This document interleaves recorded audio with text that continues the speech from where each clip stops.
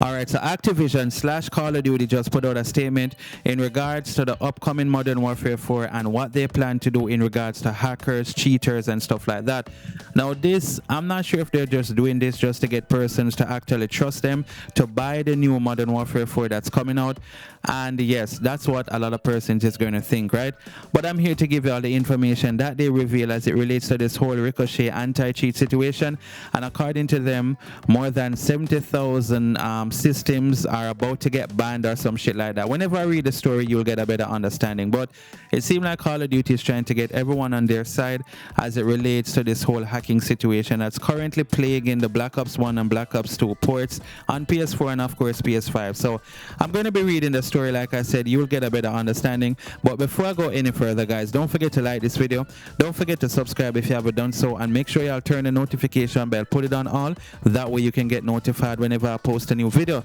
All right, guys, so like I said, Call of Duty put out a statement, and of course they're trying to get everyone to side with them to see that they really love the player base, which most persons don't think that they do. They just think that Call of Duty, Activision, Treyarch, Infinity Ward, all of them is just about the Benjamins. But let's get to the story so y'all can understand exactly what's going on. So it says Call of Duty cracks down on cheaters, 70,000 plus systems hit as Ricochet hardware bans get stronger. Call of Duty is turning up the heat on cheaters, and in the latest update from Team Ricochet suggesting that hackers could be facing a much tougher road back into the game. In a new Ricochet anti-cheat update, Call of Duty revealed that the recent improvements to hardware enforcement system have already resulted in more than 70,000 systems tied to the cheating being identified and enforced in just 1 week across Black Ops 7 and Call of Duty Warzone. According to the statement, Ricochet has always used hardware identifiers as part of its effort to identify and enforce against cheaters. However, the anti-cheat team says it is now taking that enforcement even further, potentially making it even more difficult for repeat offenders to simply return to the game after receiving a ban. This is significant because one of the biggest frustration among Call of Duty players has been the ability of cheaters to return after being banned, sometimes by creating another account or using other methods to get back into the game.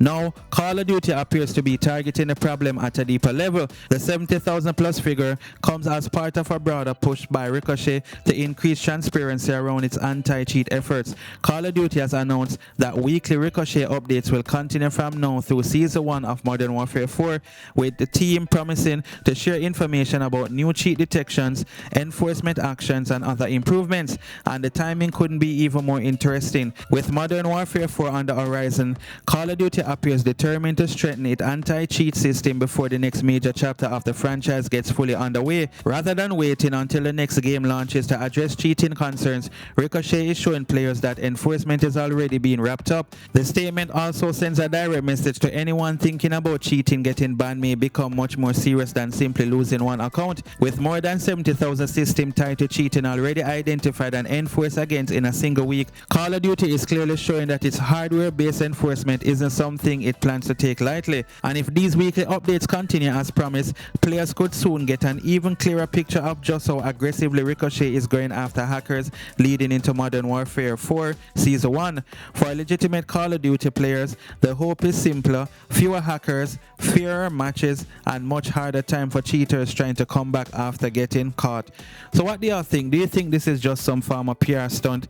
Because I'm gonna be honest, the next video I'm going to post, you're going to hear about some persons who actually believe that Call of Duty might just let's just say that as it relates to like the Black Ops 1 and Black Ops 2 ports on PS4 and PS5, they're actually leaving the hackers to do what they want because they're trying to get persons away from that game to buy Modern Warfare 4. Yes, guys, I know it might sound crazy, but some persons do believe that they're leaving hackers to actually ruin the game. But when I post the next video, you will hear all about that. As it relates to what they put out now, do you believe them that they actually found over 70,000 systems linked to hacking? And of course those systems would have been banned based on what I'm reading. I guess they already have been banned or whatever it may be. So I don't know, man, let's just watch and see how this whole shit plays out.